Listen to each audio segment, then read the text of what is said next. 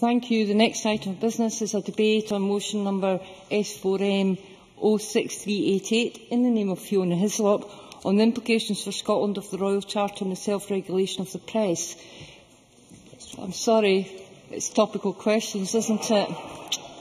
OK. Everybody who was waiting with bated breath for the topical questions will go to topical questions. Question number 1, Liam MacArthur. Thank you, Presiding Officer. It's OK, I'm participating in the next debate as well. To ask the Scottish Government, in light of the engine failure on the MV Hamnavoe, what contingency plans are in place to maintain the Lifeline ferry service on the Pentland-Firth? Minister Keith Brown.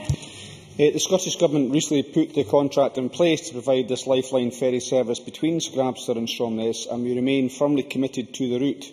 Serco Northlink are currently engaging with the European charter market to source another vessel that can be brought to this Lifeline route while the MV Hamnavoe is being repaired. I am monitoring the situation. I am satisfied that every effort has been made to source an alternative vessel, and indeed I have requested that CMAL assist in this. And while that process continues, Serco Northlink have put in place immediate contingency plans, ensuring that all book traffic and passengers are moved to either the Serco Northlink service between Aberdeen and Kirkwall or the service provided by Pentland Ferries. Serco Northlink plan to introduce a freighter to the route within the next few days, ensuring that freight can still continue to travel on the Scrabster-Stromness route. The freighter will also be able to carry cars, but will have a limited foot passenger carrying capacity. As the contract which Scottish Ministers have with Serco Northlink imposes penalties upon the operator whenever they do not deliver the ferry services to schedule, Serco are fully incentivised to find alternative means of meeting their contractual requirements. For each return sailing missed, the cost to Serco Northlink will be some £7,732 in penalties. In addition, the operator will suffer both a loss of revenue and be liable for the direct and indirect financial consequences of the repair, which in this case are likely to be substantial. Finally, I am slightly concerned that in some media interviews with the press this morning that Mr MacArthur may have given the impression that the temporary loss of the Hamnavoe is preventing people and goods from reaching Orkney.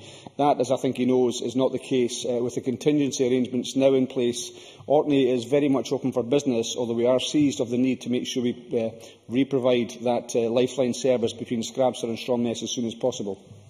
Liam MacArthur.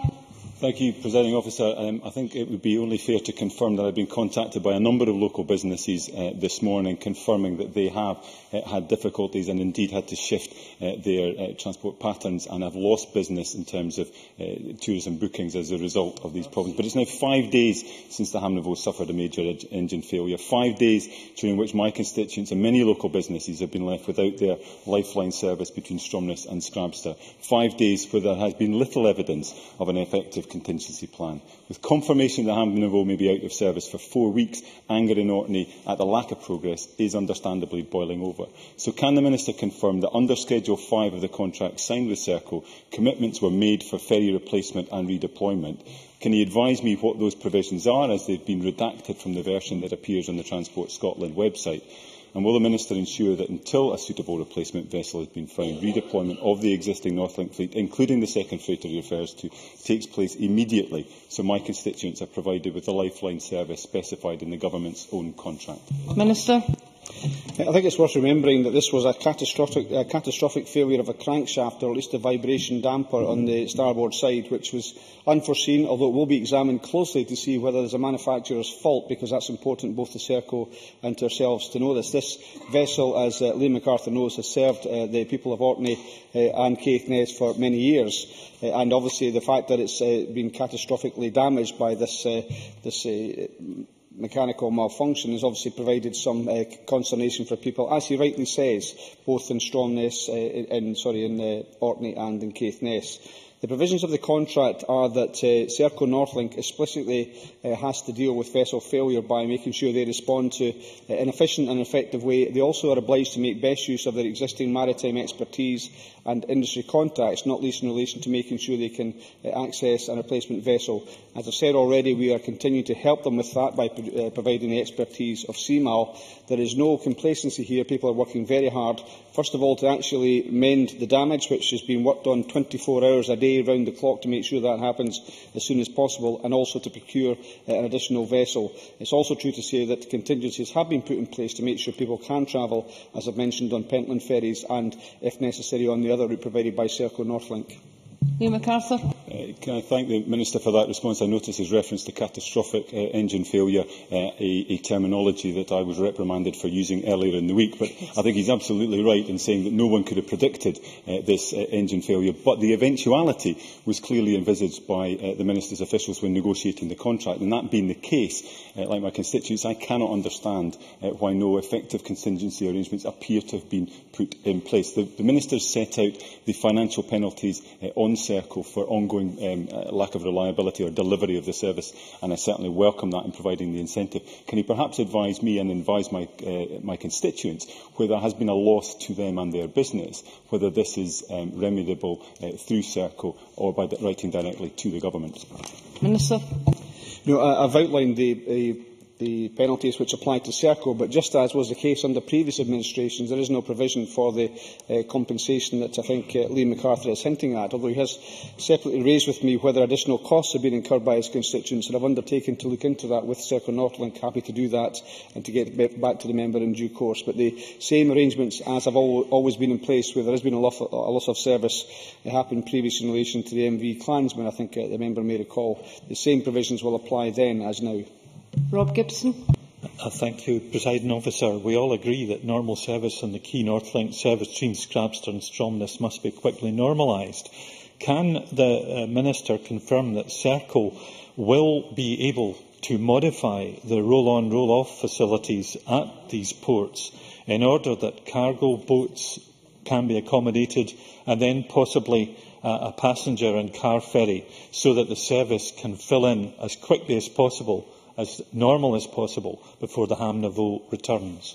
Minister. I'm happy to confirm to the member that discussions have taken place between Serco Northlink and the harbour authorities, and they will require some modification, not least in relation to the original freighter which is being brought in to provide a freight service. I understand that's not straightforward, but it is being worked on by the authorities in Scrabster and with Serco Northlink.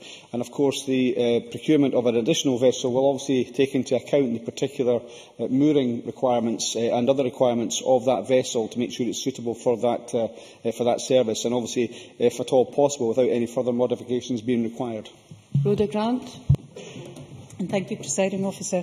I'm not sure if the Minister was in post back in 2010 when a similar incident happened with the Clansman. At that point, I asked that a standby vessel be bought to fill in at times such as this when there was catastrophic failure with a vessel.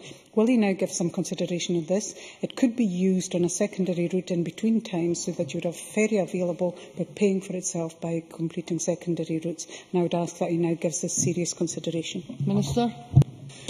I think what applies now, which didn't apply in 2010, is that we have two different contracts now, two different providers of the contract. So it would have to be within the context of one contract. So if we had a requirement for Serco Northlink to have an additional vessel, the level of that overhead to Serco Northlink would be substantial. It would have to be found from either additional subsidy, and the subsidies are already at record levels for the ferry services we have in Scotland, or additional cost to the passenger. And neither of those things were acceptable. I think what is necessary is that the operator does provide a new vessel as quickly as possible, a replacement vessel as quickly as possible, rather than have a 6-year overhead of an additional vessel which couldn't be used on any other routes within the Serco Northlink contract. There are no other routes that could be used on. We've already guaranteed the vessels that are being used for Shetland separately. So I don't think that's a realistic route to undertake in relation to this particular contract. Mary Scanlon. The fact that businesses and travellers are having difficulty booking the Pentland ferries from Gilsbay to St Margaret's Hope in Orkney confirms that this is a lifeline service and indeed an effective contingency which is even more valued in these times of need. So given that this service receives no public subsidy at all, will the Minister now look again at the state subsidy and zero subsidy for lifeline services? Minister. The level of subsidy that was looked at for this particular service was part of the tendering process. We had a substantial consultation on that. We talked to all the stakeholders involved and we agreed about the level of subsidies we'll provide to that service. I've spoken as recently as within the last hour, at least my officials have, with Serco Northlink to make sure that the booking of passengers onto the Pentland ferries is carried out as easily as possible, and also that the capacity that is necessary is going to be provided. So there is a substantial degree of collaboration between Pentland ferries and Serco Northlink. If the member is aware of additional difficulties in terms of booking, I'm more than happy to look into that and make sure it's remedied as soon as possible. Tavish Scott.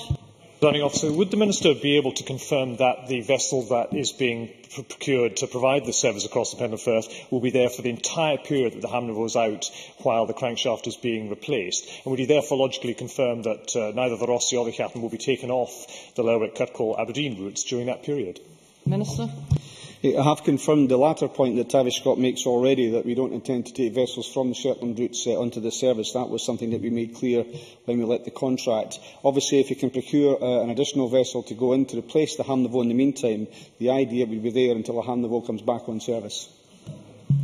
John Scott. Thank you, Presiding Officer. The Minister will be aware of the harsh winter and the late spring and the effect on livestock requiring to be fed unseasonably late into the season. Do the contingency plans now in place make provision for essential livestock feeds and fertilisers being delivered to Orkney in support of the already hard-pressed farming and crofting community? Minister. I understand that they do, and in addition, the new freighter which has been put in there, which is on, if you like, hot lay-up as they call it, which should be coming in if we can make the modifications which I mentioned earlier on, will start to alleviate such pressure as still exists. But the feed and so on and the freight that is necessary, as I understand it just now, is getting through. But what we want to do is put in that additional capacity with the new freighter which will come on. We expect that may happen as soon as tomorrow. Question number 2, Claire Baker. To ask the Scottish Government what its response is to the Supreme Court ruling on the Salvesen-v-Riddell case. Cabinet Secretary Richard Lockhead.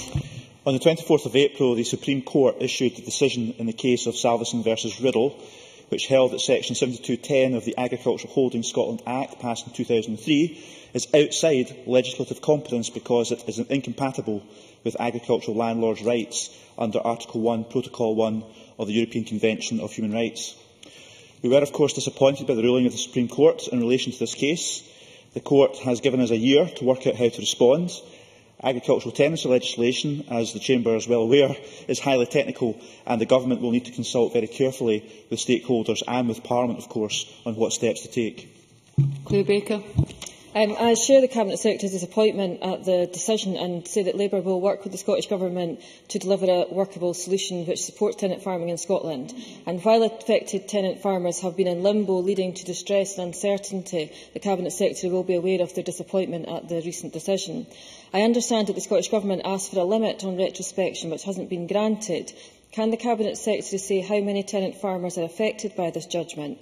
And can he also address concerns that, although the Supreme Court ruled that incompatibility should be limited to Section 72, the Supreme Court also stated that the relationship with Section 73 needs to be looked at again? Cabinet Secretary. Thank you. In terms of the number of tenancies affected, it is, of course, difficult to quantify given the timescale involved. However, we do estimate that between 120 and 350 notices to quit agricultural tenancies were served on tenant farmers in limited partnerships at the time by landlords during the bill when it was going through Parliament. So that gives us a rough estimate in terms of the overall number of tenancies in Scotland. At the moment, for instance, or at least in 2012, there were 512 out of 6,775 tenancies in Scotland that were 1991 Act limited partnerships. However, clearly there are tenancy agreements affected. As the member said, the Court declined to limit the retrospective effect of the judgment, though it did suspend the effect of the decision for 12 months, or indeed more if required, to give time for Parliament to take necessary steps to ensure that the legislation is compliant with ECHR. The Court did recognise the right place to debate the way forward is indeed this Parliament. And, of course, the Court recognised that time for a full consultation with all interests in the 12 months ahead is, of course, vital, and we will ensure that happens with all parties in this Parliament. Speaker. As the Cabinet Secretary says, the decision is suspended by 12 months. Is he at this point able to give any indication of the Government's anticipated timescale for bringing forward proposals? And I also appreciate the information that has been provided today, but given the complexity of the issue, can the Cabinet Secretary say how he will keep members informed of the Government's work? And if possible, could he return to the issue of 73 in the closing comments, Section 73? Cabinet Secretary. Of engagement with Parliament, I will ensure that a briefing is issued to the relevant committee, clearly, and other members with an interest on the very complex issues behind this, including the relationship to Section 73. If the member reads, as I'm sure she has done, the judgment, there are a number of complex issues raised within there. At the moment, we are, of course, considering our options. We want to take a little bit of time to do that, but we'll make every effort to make sure that MSPs are kept within the loop, because I'm sure we have to approach this as a Parliament and on a cross-party basis for the sake of tenant farming in Scotland. Lord Campbell. Thank you, Presiding Officer. In view of the importance of the proportionality test in ECHR jurisprudence, what lessons does the Scottish Government believe can be learned from the decision in this case? Cabinet Secretary. Well, clearly, in relation to ECHR, it's clear that ministers will now have to carefully define and articulate the public interest and balance that in light of this judgment with the safeguarding of individual rights. As the judgment illustrates, the view of the courts is that Parliament overstepped the mark in terms of trying to prevent anti-avoidance measures and felt that the steps taken were disproportionate. Therefore, it's a very careful balance that we have to strike, but I'm sure the Parliament wants to put the public interest first, and how we do that will determine to what extent we're successful in taking this issue forward. John Scott. Thank you, Presiding Officer. In light of the judgment, with whom will he be consulting before bringing forward his proposals? If you can tell us. Cabinet Secretary. Well, clearly, that will depend very much on the extent to which we have to legislate. If legislation, as it seems to be the case, is required, then clearly we'll have to carry out a normal consultation. So all the stakeholders and, of course, the whole parliamentary process will be involved in that consultation process. But at the moment, we don't quite know what options to take. As you can imagine, because of the complexity, we wanted to take a few weeks to understand the options. But clearly, if legislation is required, then it will have to go through the full consultation process. Thank you. That ends topical questions. We now